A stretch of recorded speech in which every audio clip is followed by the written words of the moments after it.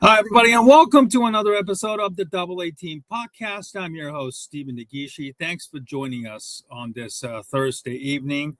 From time to time, we bring in a incredible guests who are kind enough to take their time to do this, and we like to accommodate them on their own timeline.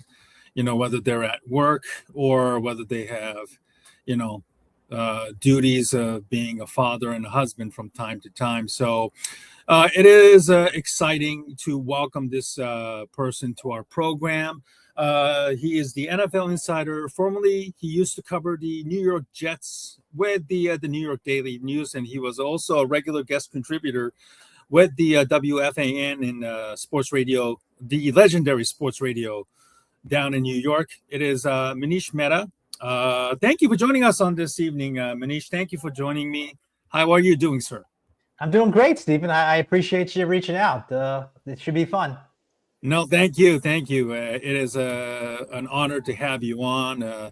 We know that if you're, especially a Jets fan, uh, you know, your work is a legendary to some extent. And I've had my live stream with somebody that you probably have done it before, Jake Asman, who is with the ESPN 880, the rivaling sports radio station in New York, with the Michael Kay and Jake Asman, of course, Sid Rosenberg, Don LaGreca, among others. Bart Scott also there as well. Manisha, tell us, what is your current role right now after you left the New York Daily News, and what have you been up to these days? Well, I am currently a father of a 16-month-old boy, my first and only child. So it's been an incredible experience. Seeing him grow up for the last year and a half. I'm also a co-host for the Between the Tackles podcast with Eric Burgess, and we essentially talk to people all across the NFL landscape, whether it's media, coaches, players, general managers, just to talk about the topics of the day, various hot button topics, whatever's happening within the league. So it's a relatively new podcast. We started this season, and really happy with the guests that we've had and the topics that we've discussed thus far on the podcast. And we're on YouTube as well. Trying to grow our subscriber base there. I believe it is with the Believe Network, correct? Yes, we are a part of the Believe Network. They've got podcasts, across, really all avenues of life, but across all sports as well, and across virtually every team in the NFL. But our podcast is more of a league-wide podcast in which we touch on not one specific team, and we'll go from team to team depending on what's happening. But by and large, we look at the entire landscape of the NFL. I'm going to try and share your X page for your Between the Tackles podcast. There it is, right there for you. If you're interested in learning more about the league, please make sure to follow both Manish on his X. You can see I believe his X account, as well as the website, the podcast itself. Well, Manisha, let's talk about the NFL offseason so far. It's just kind of like settled down significantly right now, obviously, with the draft less than a month away so far. And I know we promised not to talk too much about the Jets, but obviously you still live in the East Coast. I believe it's in the greater Philly area, correct?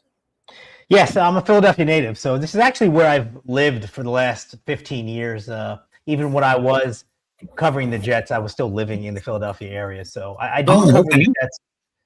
What's that? Oh, no. I understand that. I understand. Yeah, I don't obviously cover the Jets on a day-to-day basis, but it's always, to jump right in, I mean, it's always eventful. They're one of the most talked about teams in the NFL, even though they haven't made the playoffs in 15 years, which is, by the way, the longest playoff drought in North American sports history, or not history, but currently.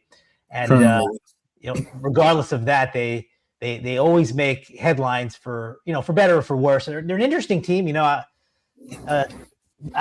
I covered them the last 2 years that they made the postseason consecutively, 2009, 2010. But then I also covered them for a decade after that. And even though they weren't relevant in terms of standings, by and large, they were always relevant in terms of conversation and topics. A lot of that is, of course, generated by the fact that it's New York. A lot of that is kind of their own doing. Repeatedly making missteps, even though there's different people in charge every few years. Head coach, general managers. There's constant turnover, but I think the consistent theme has been that they've been interesting to discuss amid their ineptitude, if that makes sense. So hopefully for Jet fans, things turn around. They've been waiting since the late 1960s to make the Super Bowl, their one and only Super Bowl appearance and one and only Super Bowl title with Joe Namath. And we've had generations of Jet fans who have not seen very much success. So for their sake, hopefully they turn it around sooner rather than later. Mm-hmm. I've spent quite a time in my last job with the IT company working, near Philadelphia area. Mostly, I ended up staying in the Cherry Hill area of the New Jersey side, more or less, and I was there when the Eagles won the last Super Bowl back in Super Bowl 59 when they throttled the Chiefs in that area. Are you on the New Jersey side or are you on the Pennsylvania side? No, I am on the Pennsylvania side. I'm close to Trenton. New Jersey, yes.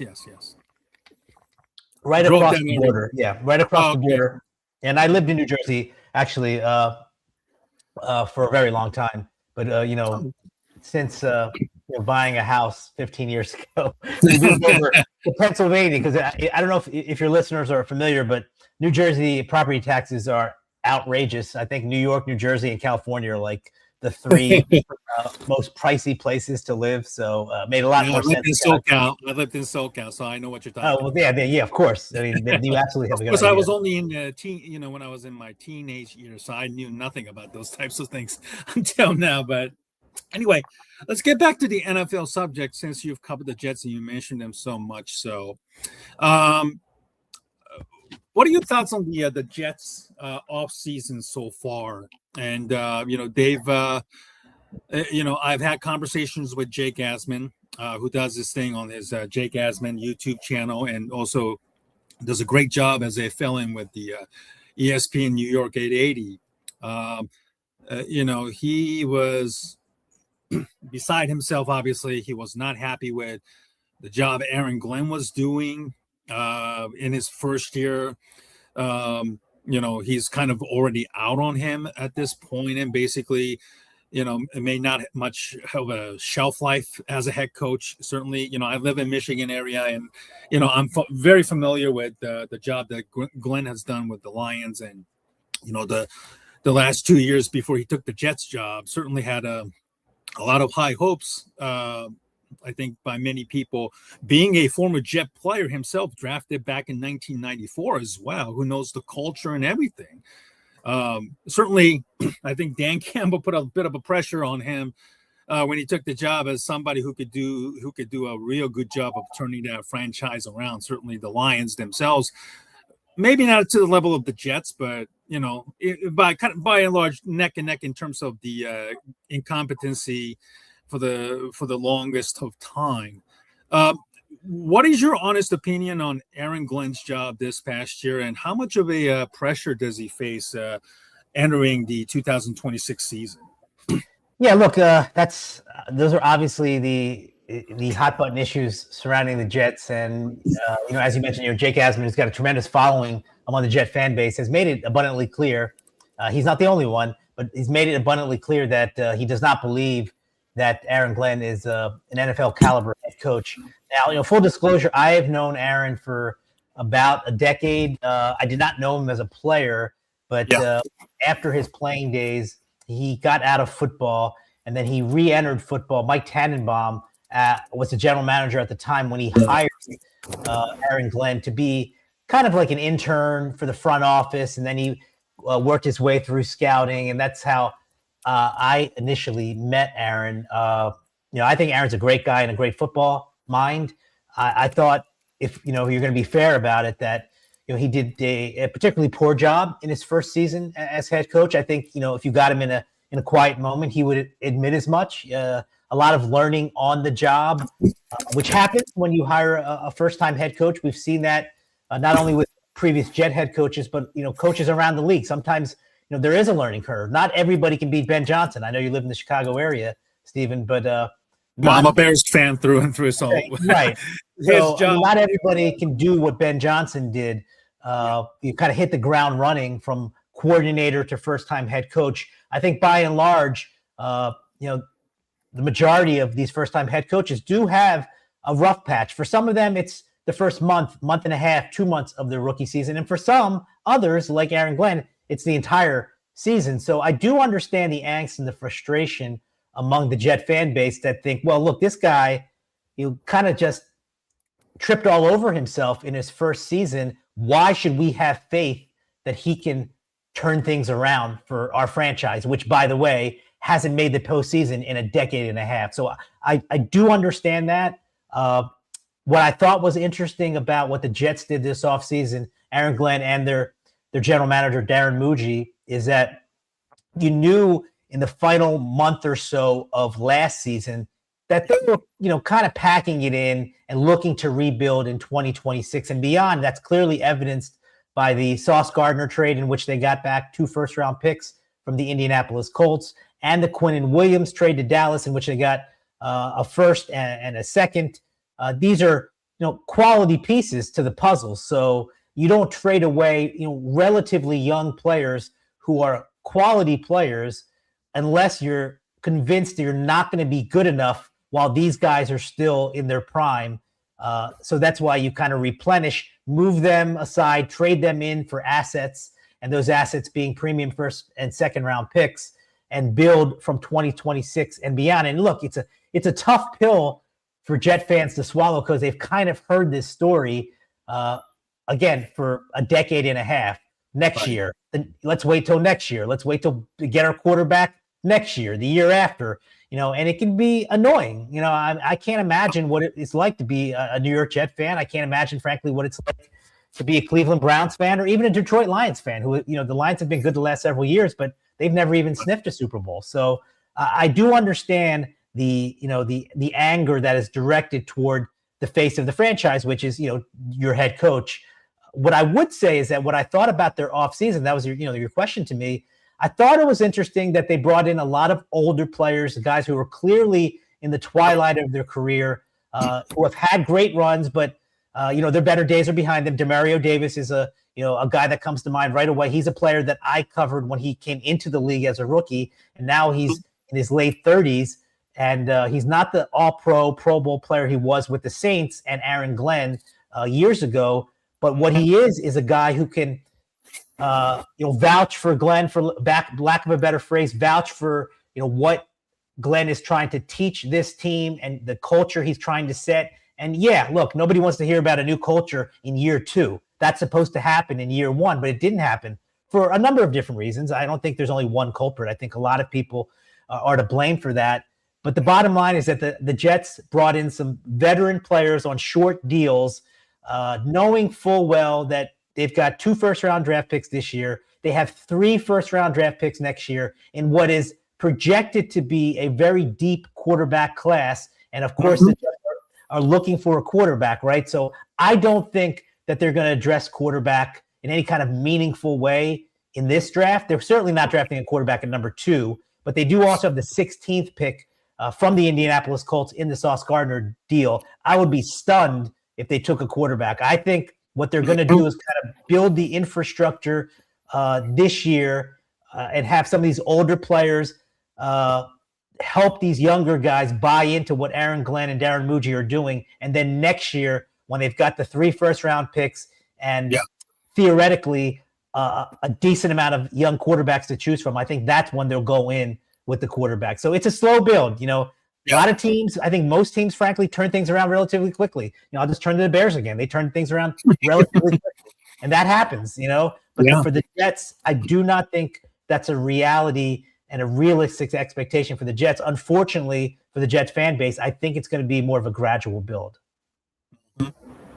Of all the players that the Jets certainly have added, short term, a lot of older players, Demario Davis and Minkah Fitzpatrick are some of the guys that I think are a pretty decent addition for what they're trying to accomplish. Give me your thoughts on those two guys' addition and Geno Smith coming back again to the New York Jets after his he originally drafted back in 2014 and his career kind of took a huge up and down, and then had his resurgence with Seattle. Unfortunately, went to the Las Vegas Raiders and was just god awful, and now he's going back to Jets again as a what I would consider him to be the starting quarterback at least for 2026 season. Give me your thoughts on these three additions and how much do you think that they will help Aaron Glenn this year?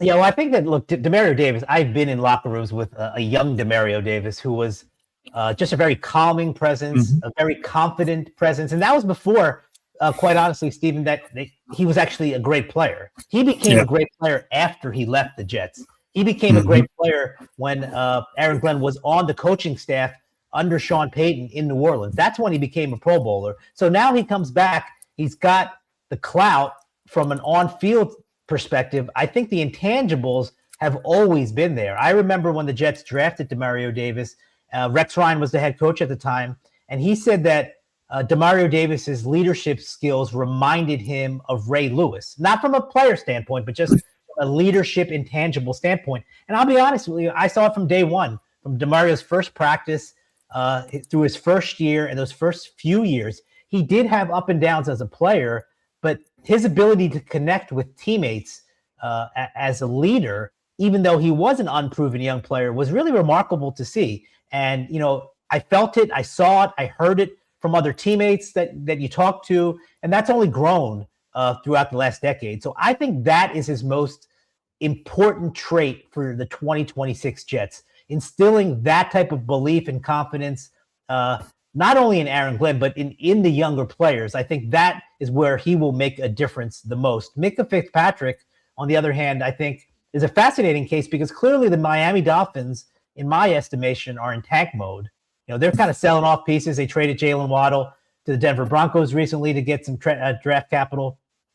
And I think it's clear that Jeff Hafley, their new head coach, and their new general manager are trying to kind of build very much like the Jets are doing. I mean, they spent a little bit of money on Malik Willis, more money, obviously, than the Jets are paying Geno Smith. But the concept around the Dolphins is very similar to the Jets, in which they know they're not going to compete in 2026, but they're trying to position themselves to be a legitimate contender years down the road, beginning with this draft. So I think Fitzpatrick was an interesting case because he's clearly not the all-pro Pro Bowl player that he used to be. There was a time when people thought Minkah Fitzpatrick, and rightfully so, was one of the top 3 or 4, defensive backs in the NFL. He's clearly not that, but he's still a very good player. And the Dolphins did not want to pay him. So part of the trade with the Jets was that the Jets gave him an extension and gave him a little bit of money. So he's still a player who I think is a quality starter. I don't think he's a difference maker, superstar caliber player anymore, but clearly he's an upgrade from the safeties that they had a year ago. I mean, the back end for the Jets was abysmal. I mean, this is a defense that, as you know, Stephen, I think it's the first defense in, 75, 80 years to not have an interception an entire season. I can't even imagine going an entire year without an interception. So I do think Fitzpatrick's going to help on the back end. And Geno's also a fascinating case. I was covering the Jets when the Jets drafted Geno Smith in the second round. He kind of came into the league with a chip on his shoulder. He felt he was a first-round pick, and early in the evaluation process. So after the season and about 2 months or so before the draft, there was talk about Geno Smith being a top 5 pick. And he not only wasn't a top 5 pick, he wasn't even a first-round pick. And I think that there's a lot of – and Geno would tell you this now, I'm sure, as a wiser, more mature guy. I think there was a lot of growing up that Geno had to do he was always internally confident. His self-confidence, I don't think, has ever waned from the moment that he left West Virginia to today. I don't think the self-confidence has waned, but I think that there's a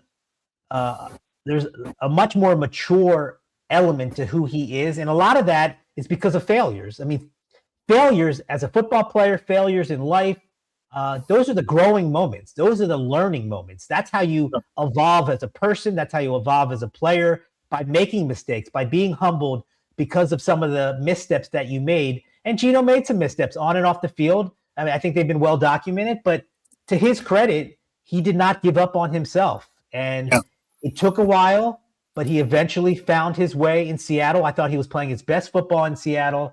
And you're absolutely right. Look, he took a step back significantly last year. The question becomes, was this a hiccup, or is this really the beginning of the end of his career? Because he is also, he's an older player. And, you look at the tape from last year and it wasn't good. Now, why wasn't it good? I didn't watch every snap of the Las Vegas Raiders, so I couldn't tell you that. But what I do know is that he's coming to the Jets with a much different mindset the second time around than he did the first time around. Ultimately, he's a placeholder. I think we all understand that the Jets are going to draft a quarterback next year, and that guy, for the organization's sake, will be the future, and Geno will be a placeholder. But in Geno Smith's mind, he doesn't think that, and I don't think he should think that. I think he should view himself as the player he was 2 or 3 years ago in Seattle, when he was a really good quarterback who could help you win games and be like a borderline playoff team. Ultimately, I don't think that's what's going to happen with the Jets, but I think he's coming in with the right mindset, and I think he's a very different quarterback, and perhaps more importantly, a very different person than he was when he first walked into that Jets building. My guest tonight is Manish Mehta, the NFL insider and formerly the Jets beat reporter with the New York Daily News in New York. A lot of the problems that involve the Jets, it's always pointed towards the ownership, Woody Johnson. And, there was an expose, I believe back in late 2024, about his son's involvement, picking players because of, playing Madden and all that kind of stuff. The NFLPA rankings has always kind of portrayed the organizations in a very, very negative light. How much does the blame, the Jets' problems and their issues, does that, Woody Johnson bear from your personal experience covering this organization? Yeah, look, I think that ownership has been the number one issue because, as I touched on earlier, there's a lot of turnover at head coach and general manager every several years. Right. The constant has been the Johnson brothers, and it's not just Woody Johnson. I do want to make that clear. Christopher Johnson, his brother, took over as the acting owner when Woody Johnson was away as the UK ambassador for the Donald Trump administration in Trump's first term. So, and Christopher Johnson is the one who hired Adam Gase, probably the worst head coach in the history of the franchise. So I do think that it's the brothers. So I want to make that clear, that when I talk about ownership, it's not just Woody Johnson. It's Christopher Johnson. There's a lot of infrastructure inadequacies and flawed thinking in terms of how the power structure is aligned in the organization that will not change to be honest with you, unless the Johnsons aren't the owners. And I can't imagine the Johnsons selling. That really doesn't make any sense. Owners make too much money. Even the Jets, who have been the, objectively the worst franchise in the NFL in the last 15 years, they still make a lot of money. So I don't imagine, Woody Johnson, who is the, primary owner, the majority owner, I don't imagine him selling, partly because I do think that Brick Johnson, his younger brother, who you alluded to a moment ago, I do think that he has a very strong interest in running the team at some point in his adult life. He's in college right now, but I do think that transition will happen at some point, as opposed to any kind of selling. Now, the Jets could do what a lot of teams do, like the Dolphins have most recently done this. Patriots, I believe the Giants as well. You can have a private equity firm buy a portion of the team, a minority portion, to line your pockets, but ultimately, those stakeholders have no real decision-making say. So, aside from that, I don't see any kind of quote unquote real sale happening. But yeah, to answer your question, ownership has been the number one issue, and I've been steadfast in my belief for a very long time that things won't markedly change unless ownership changes, because I don't believe that Woody Johnson and Christopher Johnson are going to change the structure, the infrastructure of the organization. They've got some advisors who have caused more harm than good, and it's a poorly run organization. And I know that we could probably talk for 3 hours about the details of how it's poorly run, but the Cliff Notes version is that the structure that is set in place and the people specifically above the general manager are not they're not people that are ever going to become winners, in my estimation. Mm-hmm. Maybe you could write a book on it and then put it out there for your own experiences there, and probably do a pretty good killing there. But okay, let's talk about the let's put the Jets conversation on this one.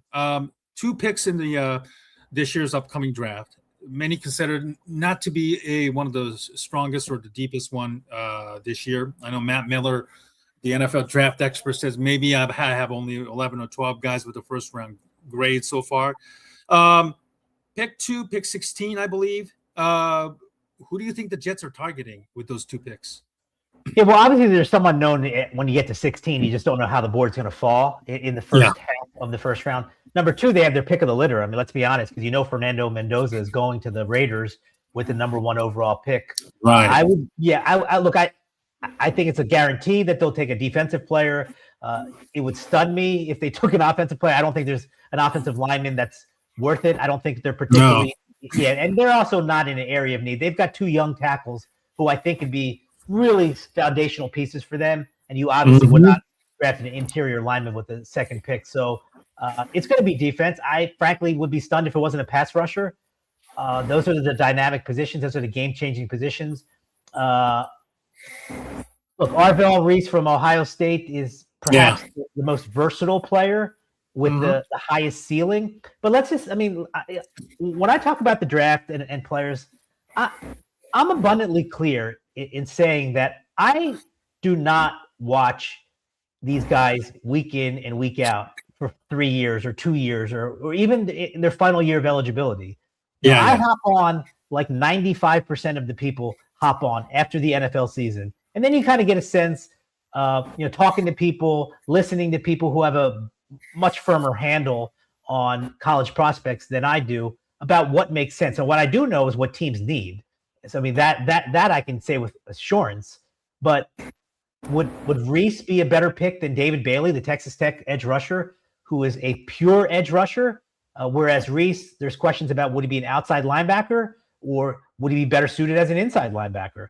Is it an advantage or a disadvantage that he's versatile? Because sometimes, on the surface, you would think, well, the more versatile you are, the better you are. That's not necessarily the case, because if you're exceptional in one specific area, which is edge pass rushing, I think there's much more value for NFL teams versus a guy who's a fairly good pass rusher on the edge, and he could be a great inside linebacker. You're not drafting an inside linebacker with the number 2 pick. It's 2026. It's not 1982 where you could get an inside linebacker, and it made sense to draft a linebacker with the top 5 pick. That doesn't make sense in today's NFL. But what does endure is getting to the quarterback. If you can get to the quarterback consistently, you have a lot of value. So there's questions about whether David Bailey would make sense. Ruben Bain Jr., I think, might be better than all these guys, but there's questions about his arm length. And then you get to the point about, are we nitpicking here? Because his arms are, I don't know, a half inch shorter, 3/4 of an inch shorter than what the quote-unquote prototypical edge pass rusher has in terms of arm length. There's obviously a reason why arm length matters, not only for pass rushers, but for tackles, because the further out you can get your arms onto a defender, or if you're an edge rusher, get away from a tackle, the more value you have in theory. But I think if, you're talking about a guy like Ruben Bain, for example, so much college production. I mean, Sure. you know what your eye saw. You know what the production was. You know what the competition level was. Are you really going to knock him because his arms are a little bit shorter? And some teams will. I've talked Yeah. to scouts and personnel people, general managers through the years where, yeah, like something like that would bother them. And then I've talked to guys who are talent evaluators in the NFL who think a lot of that stuff is overblown, and they see Ruben Bain, for example, in this particular case, as an opportunity where other people are going to overanalyze and overlook and pass up this player. Hopefully he falls to me because I know he's a productive player. I know he's going to be productive in college. So I just think it's a fascinating conversation. When through the years, when I've talked to GMs and director of player personnel and college scouting directors, you do really get the entire spectrum of how these guys view prospects. And it's an inexact science. Nobody's right 100% of the time, or their team would win 10 Super Bowls in a row. So these guys are wrong a lot. I mean, they are wrong a lot, believe me. And even respected guys, like if you knew what some of the most respected guys in the league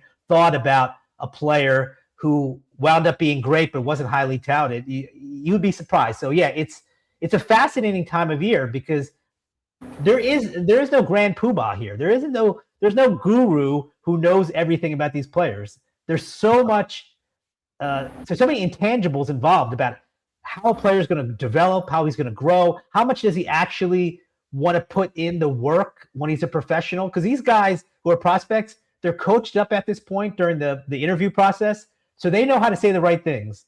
But at the end of the day, you don't really know what's inside a player until you get out and practice, or until you get out on Sundays and you see what a guy is made of. And some of the most talented players who have gone in the top 10, top 15 in the first round throughout the years, they didn't have it. They didn't have the internal drive. They didn't have the work ethic, whatever it was. They did not have it. And the coaches and evaluators who were evaluating and interviewing these guys, they missed it. They missed it during the process because it's such a indefinable quality. And that's why it's an unknown. And that's why, frankly, the draft is so much fun and so interesting to talk about. Looking at the other leagues, from your perspective, which team has done well or bad in the offseason so far? Give me a couple of teams that you think did well or did not do well. Wow. I thought the Raiders did well. They had a lot of money. They have a lot of room for improvement. They know going in who their quarterback's going to be. They know it's going to be a developmental time for them in terms of playoffs, no playoffs. They are in the AFC West, which is an exceedingly hard division, with the Chiefs probably being the worst of the three teams now. The Chargers and the Broncos being the other two, of course. So it's probably the hardest division in football. So they know that there's no pressure, if you will, to make the postseason. But I thought that adding Nakobe Dean from the Philadelphia Eagles was a really savvy move. He's been a quality piece to the Eagles puzzle the last few years. He's had issues staying healthy, but this is a guy who's got a pedigree at Georgia, a winning player. I thought that getting Tyler Linderbaum, even though they gave him the richest contract in the history of the NFL for a center, this guy is the real deal. I mean, Tom Brady is a smart guy. Like Tom Brady did not play with $50 million centers, but he did play with excellent centers. And I can tell you that a young quarterback's best friend is the center. And so Fernando Mendoza and Tyler Linderbaum are going to go hand in hand. Linderbaum's going to go a very, very long way to helping Fernando Mendoza. I remember, just because the Jets haven't been successful through the years, I've had my fair share of rookie quarterbacks that I've covered, whether it was Mark Sanchez, Geno Smith, Sam Darnold, and Zach Wilson. Exactly. And I remember the Mark Sanchez, Nick Mangold dynamic, because Nick Mangold, perennial Pro Bowl player. Hopefully he becomes a Hall of Famer one day. But I remember Sanchez telling me just how invaluable Mangold was in terms of looking at line protections. When they get to the line, there's so much swimming around the young quarterback's head. He might not recognize it. Where the pressure is going to come from, and based on experience, Nick Mangold would be able, in real time, as they get to the line of scrimmage, basically tutor Sanchez right before the snap. And I think you're going to see a lot of that with Linderbaum and Mendoza. So I think Linderbaum was just a fascinating, addition for the Raiders. I thought they did well. Whether that and look, I probably buried the lead here. Even though they wanted to trade Max Crosby, they get Max Crosby back, so it's not a bad thing to have Max Crosby, on your team. I know they would have liked the 2 first-round picks, but getting Crosby back, if he is healthy, that's certainly going to help the team as well. So I thought they did. I thought they did well. I thought the Giants, frankly, did well. John Harbaugh, I'm a big believer in John Harbaugh, and getting Jackson Dart a little bit of help in Isaiah Likely, who's got a world of potential, but it just hasn't been able to stay healthy for an entire season. Also, to be honest, has played in the shadows of Mark Andrews, for the better part of his career. I think he's got a lot of promise and a lot more to give, and I do like them bringing him in. Just that's one signing, but I like what John Harbaugh is doing with the Giants. We'll see, what happens. Frankly, I think, we talked off the jump about how the Jets are going to be more of a slow rebuild. Frankly, I don't think the Giants fit into that category. I think the Giants are a quick rebuild. And part of that is because I think they have a legit franchise quarterback in Jackson Dart. They're going to get Malik Neighbors back, who tore his ACL last year. So they've got a lot of young pieces in place to really make a difference. And they have a top 10 pick. So they're top 5 pick, I think. So they're going to get a blue chip prospect, whether it's offensive line, defensive player, maybe even Jeremiah Love, the running back from Notre Dame, who knows? But they're going to add a difference making player with their first round pick. So I like what they did. There's a number of other teams, but like off the jump, those 2 are the ones that stood. Yeah, I think the Raiders really did well. I mean, the proof is in the pudding, and it's easy to say you got a lot of cap space. Well, you got a lot of cap space, so you should improve. I think the Bengals did well on defense. Their defense was atrocious last year, and I know that they lost Trey Hendrickson to the Ravens in free agency, but they got 2 quality pieces, and I think their defense improved. Their offense doesn't need improving. If they can have a mediocre defense, Joe Burrow can take care of the rest, and they'll be a playoff team. Who had the worst offseason? I think maybe the Cardinals probably had the worst one so far, and they still don't have a quarterback as of yet. Can you think of any other team outside of Cardinals? Yeah, the Cardinals is an interesting one, but again, it goes back to what their motivation is. Because if they also want to make sure that they get their quarterback in 2027 with a top 5 pick, then maybe this is just this is a throwaway season. Again, they're not going to announce that it's a throwaway season to the fan base because nobody wants to hear that. But I think every indication that Mike LaFleur has given in the offseason is that, look, I'm a new coach. This is going to take a little bit of time. We're probably going to roll out Jacoby Brissett again at quarterback, and we're going to take our lumps. We're probably going to have a top 3, top 4 pick. We might even have the number 1 pick. And if that happens, I think the fans can forgive the 2026 season if they land on a quarterback in 2027. Now, I touched on the Dolphins earlier. I understand what the Dolphins are doing, but they really – and this isn't the current regime's fault, so I just want to make that clear. They took a significant hit. The Tua Tagovailoa contract was just brutal. It was a terrible decision. And the bottom line is that the current regime has to kind of clean up that mess. So they cut the guy, and they're on the hook for $99 million over the next 2 years in dead cap charges. I think that's historic. I mean, it's terrible. And we already talked about the Nick Fitzpatrick. We talked about them trading away Jalen Waddle. I think Jalen Waddle's a terrific player. Now, he's been banged up as well and nicked up, it seems like, consistently for the majority of his career. But he's a dynamic player when healthy. I would not give up on him. He's not 30. He's not close to 30. He's a guy who's got a ton of great football left in him. I would not have traded him. Frankly, to be honest, I'm surprised they kept Devon Achane. If they were going to just sell off all these pieces, why not just sell off Achane? Because running backs have the shortest shelf life of any position. So by the time the Dolphins are ready to legitimately contend, what's Devon Achane going to be? I mean, he's a guy he gets nicked up as well. So a little confused by that. And as I mentioned earlier as well, they paid Malik Willis. I'm not really understanding of that move. They didn't give him $100 million, but they also didn't give him peanuts like a Geno Smith deal. I just thought they would have been much better off. Frankly, I thought they were much better off signing Geno Smith, to be honest. Somebody cheap like that, and then kind of reload in 2027. It just seems like a half measure when you're selling off all these other parts, but then you're signing a quarterback to whatever, $40-50 million, whatever it might be. I thought a little bit of mixed messages, at least from the outside looking in. What's an NFL offseason without the new coaches getting fired and hired? Your thoughts on this year's coaching carousel? Obviously, given that you thought the Giants had a great offseason, certainly John Harbaugh seems to be the guy in charge in that organization now. Not Shane's. What was it? Shane. What was it? It's not. I forgot the name of the GM of the Giants from Joe Shane. Joe Shane. Joe Shane. Thank you. That was the name. Certainly, Joe Shane seems to be in the back of the seat right now. So, is it John Harbaugh number one? Who do you rate the other coaches who were hired, and who do you not like out of the coaching carousel this year? For me, John Harbaugh would be number one for a lot of reasons. It's actually fascinating because he's not a play caller on offense or defense. He obviously was a special teams coach for the Eagles before getting the Ravens job, and then being there for 2 decades or so. I just think he's an actual leader, and I think that word gets thrown around a lot when talking about head coaches, and sometimes it's not applicable, even though some might want to hype up a person as a leader.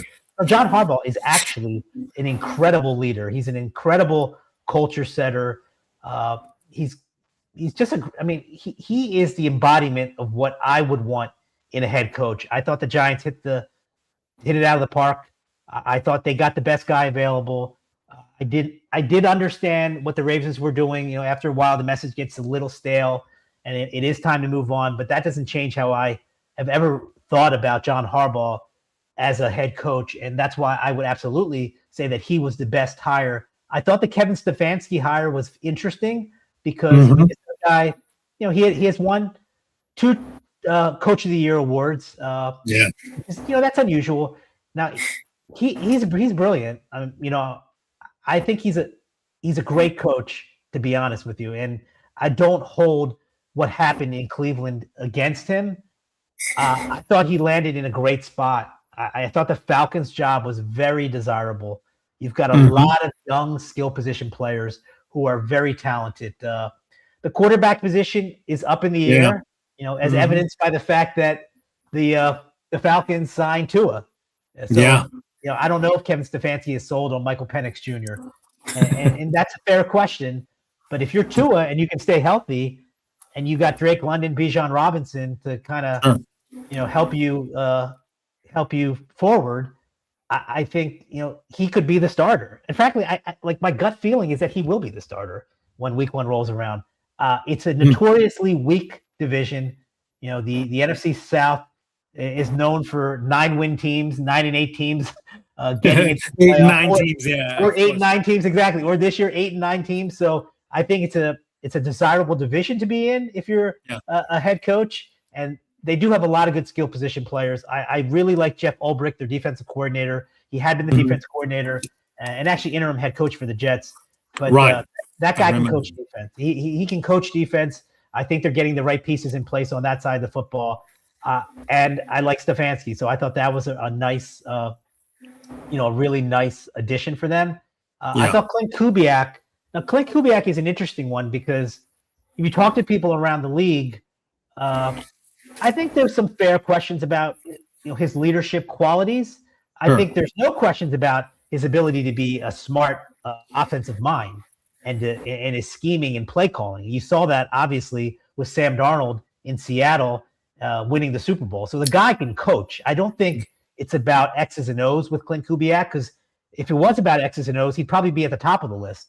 But when you look at the entire package, X's and O's, and does he have ability to command an entire room, offense, defense, special teams?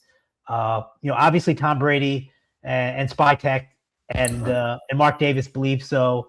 So they went with him. I'm curious to see, what happens, because again, when the game starts and you're in the flow of play calling, I don't think you have anything to worry about. I think Fernando Mendoza is in great hands. My concerns are just about, overall command of an NFL team. Does he have that? And I don't know.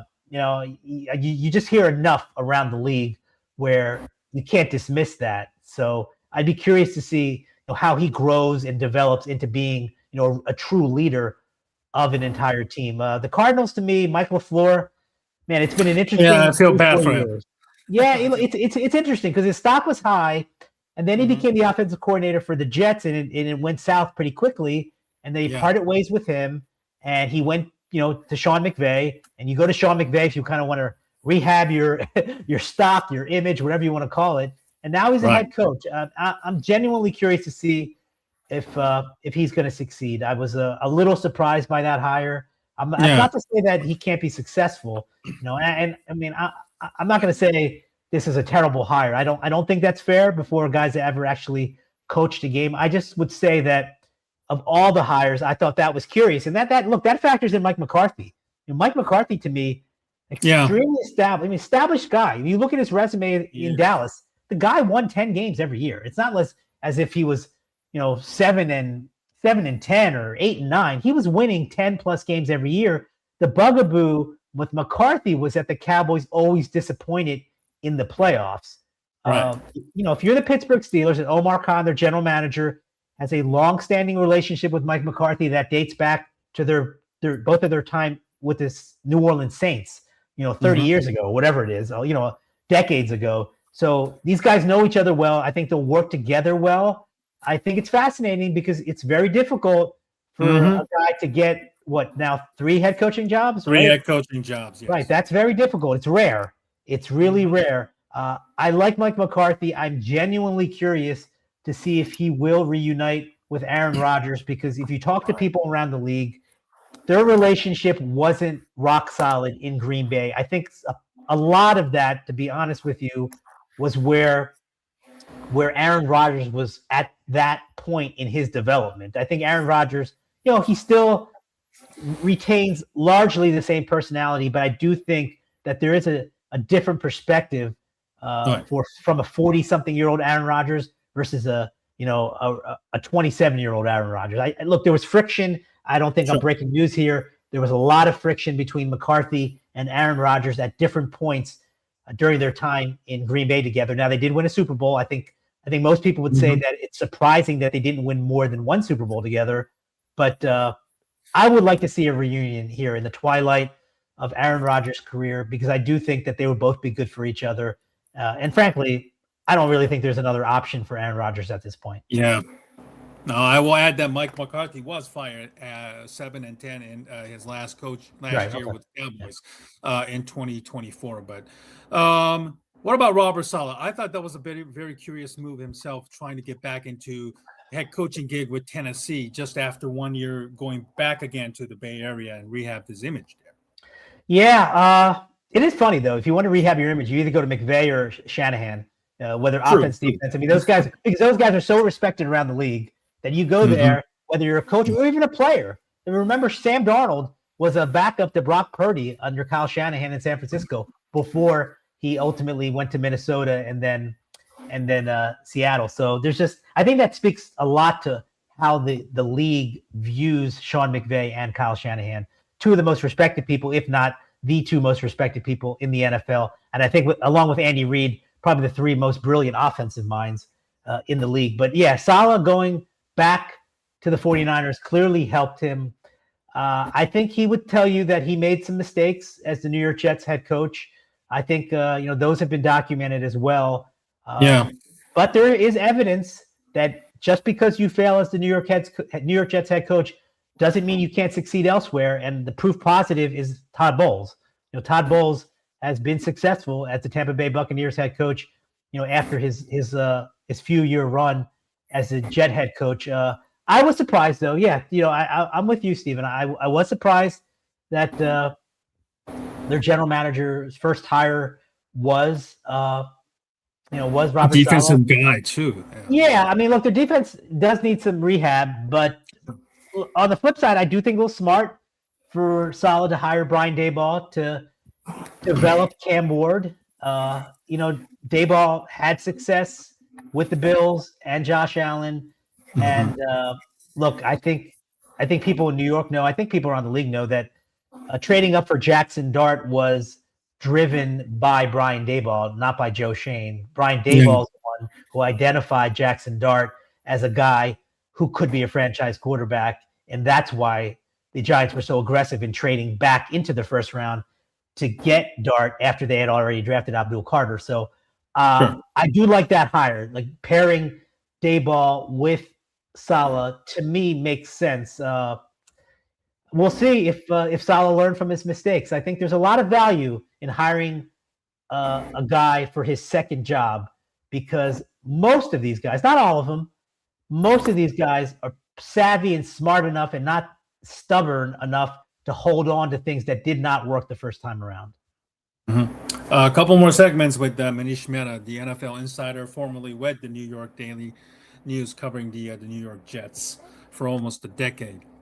I'd be amiss if I don't talk about the Cleveland Browns, who's a favorite team of my co-host Ken Fang from Awful Announcing. My condolences. Let's start with the news that happened yesterday about modifying the language in his contract. What does this mean? And do you feel like, is this like Browns really going to trade Myles Garrett, or do you think this is a nothing burger in your opinion? No, they're not trading him. I mean, there must be some kind of, and I didn't look into the details of what the alteration was, but it probably frees up some money for them, gives them more flexibility. I don't think they're trading him. They've had ample opportunity to trade him. If you're Todd Monken, coming in as the new head coach, the last thing you want is arguably the best defensive player in the NFL to walk out of your building. I don't think that's a consideration. I could be wrong, but I think there might be some financial machinations, as to why they tinkered with his contract. And again, I don't know the details of exactly what they changed. Mm-hmm. What about their quarterback situation? It's a mannequin conversation for many fans and their radio station down there. Shadur Sanders versus Deshaun Watson. Of course, Todd Monken, the new head coach, certainly is the one that's going to be calling plays and making that decision. Could Deshaun Watson have like a revival under Monken, or do you feel like that's a bit of a reach, and then they have to probably go with Shadur Sanders, and just see how it plays out this upcoming season? Well, I mean, if you remember, Dylan Gabriel was the starter before. I think, he was, but he got let go, I believe. Yeah, look, I know that Todd Monken's saying all the right things. He was very complimentary of Shadur Sanders after getting the job, and you would expect that from a new head coach, talking about the guy who finished the season as a starting quarterback. Deshaun Watson, to me, look, I think it's over for Deshaun Watson. Before he was injured, the last time we saw him play, he wasn't particularly good. And if the Browns had their druthers, obviously they would take that contract back.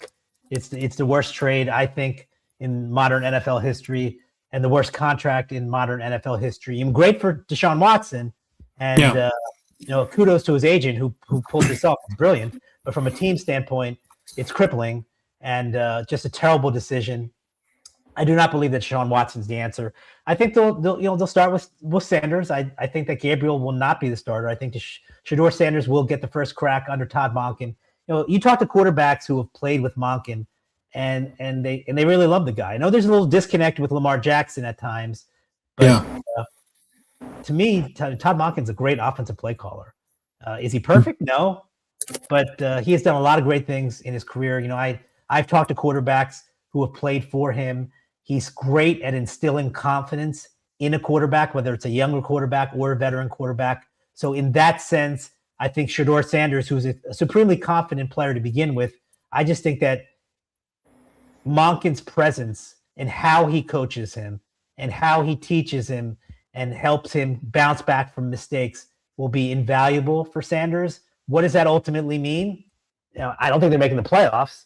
Now, could they be improved from a year ago? Maybe. They're in a weird situation because I think that if this were a deep quarterback class, they would take a quarterback with the first of their 2 first-round picks this year. But because it's so weak, I think they're going to take the route that the Jets are going to take, which is have 2 first-round picks, not take a quarterback, kind of see how things shake out, and in 2027 really make a concerted effort to get the quarterback of the future if Sanders is not. And my personal belief, I do not believe that Shedeur Sanders is a franchise quarterback, and I do think that Todd Monken and the Cleveland Browns are going to be looking for a quarterback at this time next year. And then regarding my Bears, obviously, Ben Johnson and Caleb Williams certainly, made it so much fun to watch the Bears again this past year. I'm wondering, what are your thoughts on Caleb Williams, and how close do you think he is to becoming the next great quarterback in the league, like in the maybe top 5, top 6? Probably, I would say maybe just outside of top 10 right now. Or what else do you want to see from him in order to make that next jump in 2026 and beyond? Yeah, I'm a big believer in Caleb Williams. I think he's clearly clutch. I mean, that was evident all of last season. But I do think that, and that's the exciting part. I mean, the clutch part's the exciting part. The maddening part is that why does he have to be clutch? Why can't they have a lead so he doesn't have to frantically come back in the fourth quarter? So the down in and down out consistency absolutely needs to improve. Absolutely. That needs to improve. Making the mundane play more consistently needs to improve. Because he's terrific at the off-platform stuff. Yes. He's terrific at the ad hoc stuff, the improvisational skills. Those are terrific. Those are innate, honestly. So I don't think that's a fluky thing. I don't think that's going to suddenly go away in his third season. I think that is part of his makeup, and that will always be a part of his game. But if he can pair that with being more consistent down in and down out in the first 3 quarters of games, then you're talking about a guy who can viably be in the top 5, top 7 conversation. But until that happens, he is on the outside of the top 10, but he's got tremendous skill. And again, this is only year 1. He's only played for Ben Johnson for 1 year, and you saw significant improvement. So imagine what he's going to be from year 1 to year 2, year 2 to year 3 with Johnson, and so on and so forth. Once he gets more familiar with Johnson's offense, once Johnson gets more familiar with how to tailor an offense around Caleb Williams, I think the sky's the limit. But like the great plays, the dynamic, game-changing plays late in games surely should give Bears fans a lot of reason to be excited about the future. And I couldn't agree more. For him to make those easy throws, run when he has to, rather than just wait for the receivers to, open or things of that nature. And I also add the defense was pretty meh, with the lack of pass rush despite all the turnovers. Poor tackling, blowing leads, in the middle of the games and so forth. So those were some of the things that, that forced Caleb to do the Superman stuff, like you were mentioning there, pretty much late in the fourth quarter as well.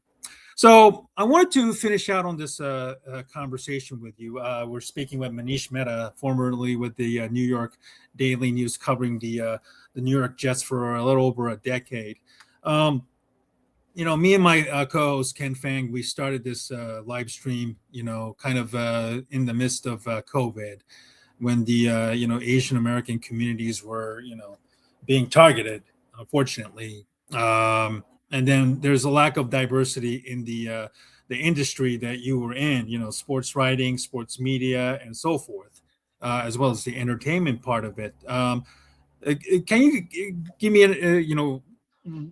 how you ended up being like a beat reporter? What were you doing before the New York Daily News, and how do you feel about the current landscape of the media right now, with all these streaming services where people have to pay this and that just to watch the games, as well as the the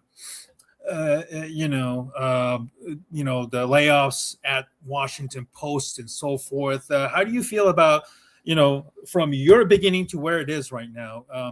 How let's start with how do you kind of fell into becoming a sports writer to begin with? Oh, wow, that's a great question. So I did not know that I wanted to write when I, was a teenager.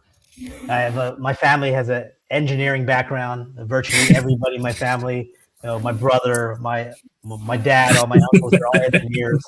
I was good at I was in science. IT, so I know what it's Yeah, like. right. So we're like, I'm like the black sheep in the family.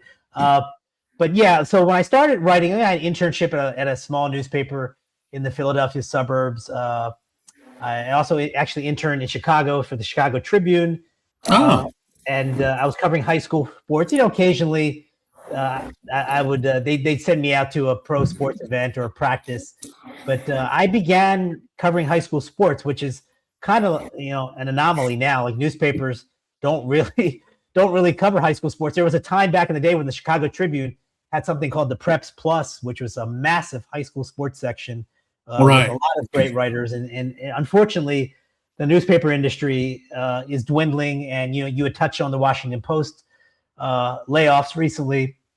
You're seeing cuts really all over the place. The Dallas Morning News, I believe, essentially cut their entire copy editing staff. So Right.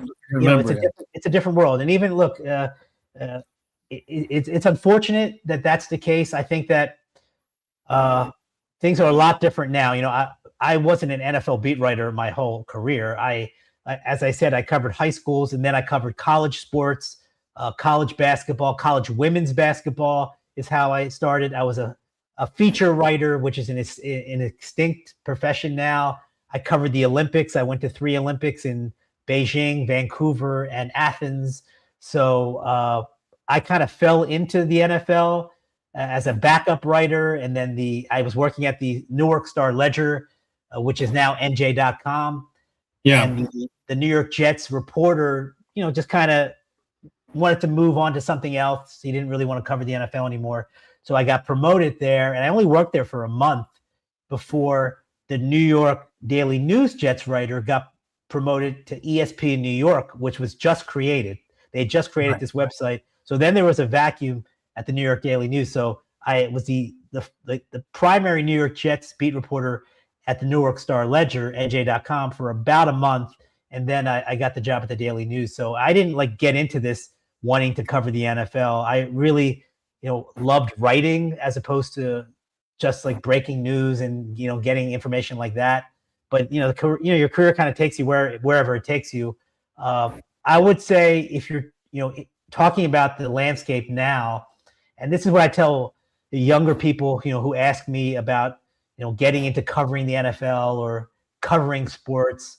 I think it's imperative now to really be on multiple platforms.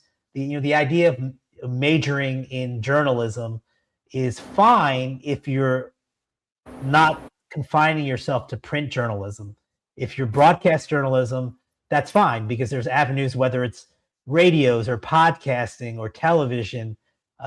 That is what is going to make you employable if you are diverse and have a varied skill set where you can not only can you write, you don't have to be the best writer in the world, but you have to be able to string together competent thoughts.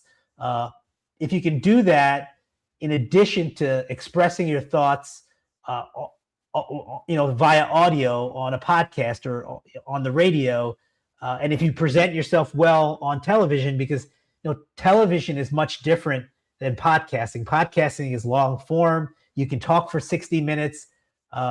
When you're on television, you've got 30 seconds to get your point across. If you're lucky, you've got 60 seconds to get your point across. So you have to really have a firm handle on the information or the topic, that you're discussing, and to present it in a digestible manner for the audience. So that's a different skill set than writing. But I do think that you need to really be adept across all of those different platforms if you want to truly get into being a reporter in 2026 and beyond. The idea of just becoming a newspaper reporter, unfortunately, those days are gone, and those jobs are few and far between. So you really do have to, diversify your skill set and have a broader look when you think, look, I want to cover the NFL. Okay, well, maybe you can do that writing, or maybe you can do that talking. You right off the jump, you mentioned Jake Asman. Jake has done an incredible job, on his show. As far as I know, he's not a writer, but he expresses his thoughts in a very enjoyable, digestible manner through different mediums. So I just think it's imperative for younger people, if they do want to get into covering sports, that they're very mindful of the fact that they should focus on audio, video, in addition to the writing. Because if you have tunnel vision and you say, I want to win a Pulitzer Prize, I mean, I hope you do win a Pulitzer Prize, but you just can't be in that one lane. You really have to expand your viewpoint. And if you do that, there is a pathway to have a really successful career in sports media. Mm-hmm.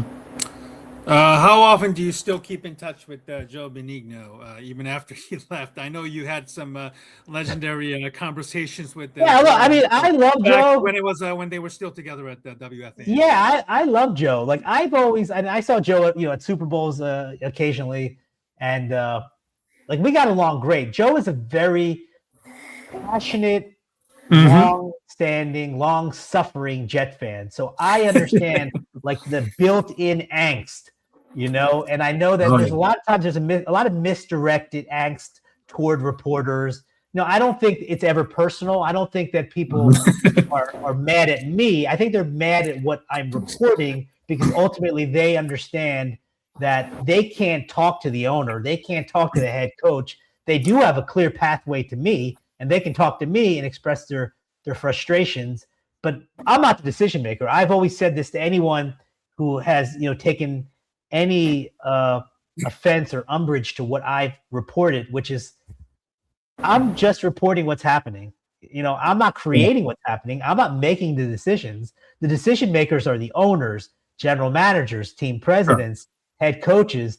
I'm certainly not the guy who's throwing an interception or fumbling at the goal line. Those are the players. So I'm not in any position to make decisions or impact the result of a game or a season. All I'm doing is chronicling what's happening. And I've always been, and look, let me preface this by saying not every fan wants this, but I've always been of the belief that I want to know what's happening with my team. Like, why does the quarterback stink? What's wrong with our Pro Bowl defensive end? Why is he not playing well? What's the actual reality?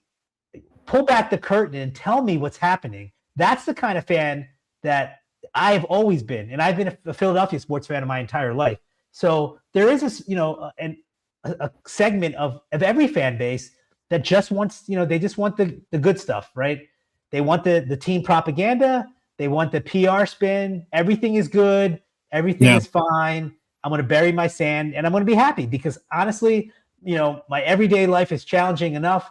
I want to come to sports and not worry about infighting.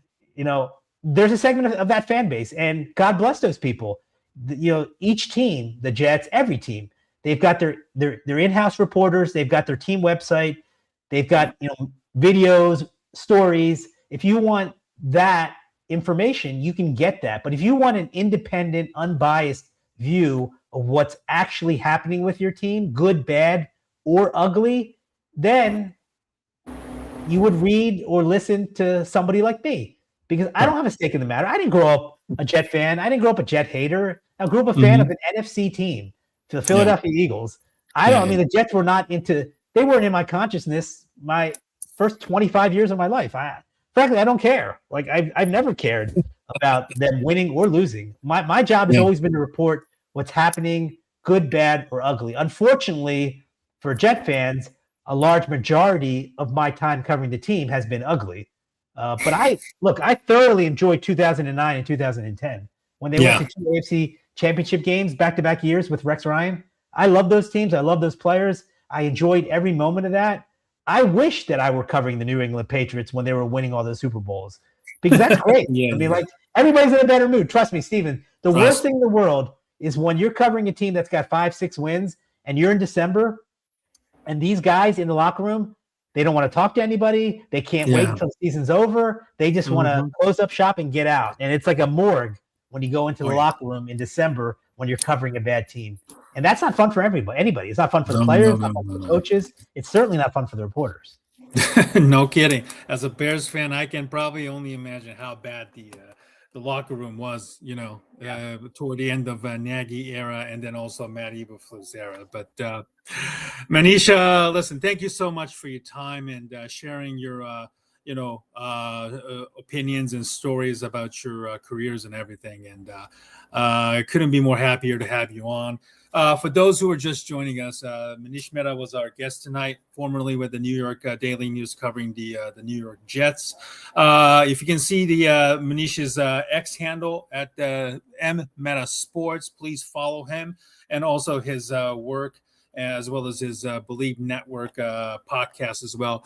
Manish, thank you so much for your time tonight. Have a wonderful evening, and I hope to have you on again, maybe, toward the near the start of the NFL season again, to talk about the upcoming NFL season. Thanks for your time. Have a wonderful evening, sir. Thanks, Steve. I appreciate it. Yeah, reach out anytime. Thank you so much. And thanks for joining us, folks. And we hope to see you again next time on the Double A Team podcast. Have a great night, everybody.